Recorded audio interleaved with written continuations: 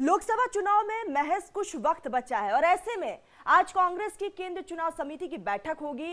इस बैठक में लोकसभा सीटों पर उम्मीदवारों के नाम का ऐलान हो सकता है, उस पर मोहर लग सकती है।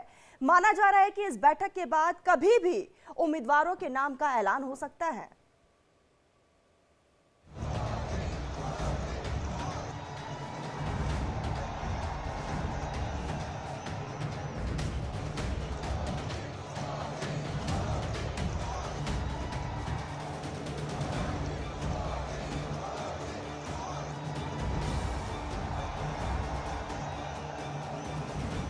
2024 के लोकसभा चुनाव में महज अब कुछ ही वक्त बचा है। ऐसे में 2024 के लिए खेला शुरू हो चुका है। पूरब से लेकर पश्चिम तक, उत्तर से लेकर दक्षिण तक बीजेपी ने चुनावी रणभेरी का आगाज कर दिया है। बीजेपी जी जान से लोकसभा चुनाव में 400 का पताका लहरा देना चाहती है।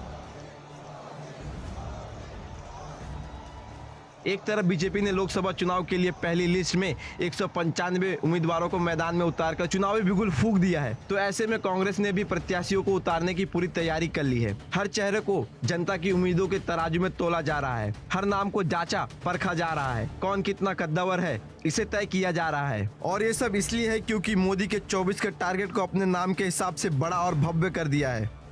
लोकसभा चुनाव लड़ने वाले उम्मीदवारों के फाइनल चयन के लिए आज कांग्रेस की केंद्रीय चुनाव समिति की बैठक होनी है। इस बैठक में ही प्रत्याशियों के नाम पर आज फाइनल मुहर लगाई जाएगी। पार्टी महासचिव जयराम रमेश ने कहा है कि लोकसभा चुनाव के लिए उम्मीदवारों के नाम पर विचार विमर्श करने और निर्णय लेने वाली कांग्रेस पार्टी की केंद्रीय चुनाव समिति की पहली बैठक 7 मार्च को शाम 6 बजे होगी।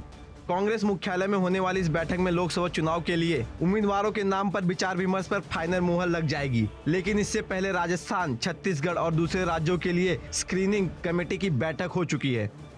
सीईसी की बैठक में कांग्रेस अध्यक्ष खड़गे और सोनिया गांधी की मौजूदगी में प्रत्याशियों के नाम पर चर्चा की जाएगी। करीब 100 लोकसभा सीटों के लिए उम्मीदवारों के नाम पर विचार होगा और प्रत्याशियों की पहली लिस्ट जारी कर दी जाएगी। गठबंधन बनने के बाद कांग्रेस को उत्तर प्रदेश में 17 सीटें मिली हैं। कांग्रेस की कोशिश होगी कि जिस भी सीट पर वो अपना उम्मीदवार उतारे वहां से जीत हासिल हो। इसी को ध्यान में रखते हुए राहुल गांधी अमेठी और वायनाड 2 जगह से चुनाव लड़ सकते हैं। कांग्रेस इस बार अपनी पारंपरिक सीट रायबरेली से प्रियंका गांधी को चुनाव में उतार सकती है। इधर राजस्थान में जालोर सिरोही से वैभव गहलोत, जोधपुर से मानवेंद्र सिंह जासोल, सवाई माधोपुर से सचिन पायलट, पाली सीट से दिव्या मदेरना से ताल ठोक सकती है। अगर बात दिल्ली की होगी तो नई दिल्ली से अलका लांबा को मौका मिल सकता है। उत्तर प्रदेश में 80 लोकसभा क्षेत्र है, जिनमें 2019 के आम चुनाव में बीजेपी ने 62 सीटें, बीएसपी ने 10, एसपी ने 5, अपना दल ने 2 और कांग्रेस ने 1 सीट जीती थी। लेकिन बीजेपी 282 सीटें जीतकर ऐतिहासिक जनादेश दर्ज किया था, जबकि कांग्रेस केवल 44 सीटों पर सिमट कर रह गई थी। लोकसभा चुनाव की तैयारी में जुटी कांग्रेस आलाकमान ने सभी स्क्रीनिंग कमेटियों को साफ तौर पर निर्देश दिए हैं कि संभावित उम्मीदवार के बैकग्राउंड की अच्छी तरह तलाश की जाए। उम्मीदवार का जिताव होने के साथ टिकाऊ भी होना जरूरी है। Bureau report, India daily live.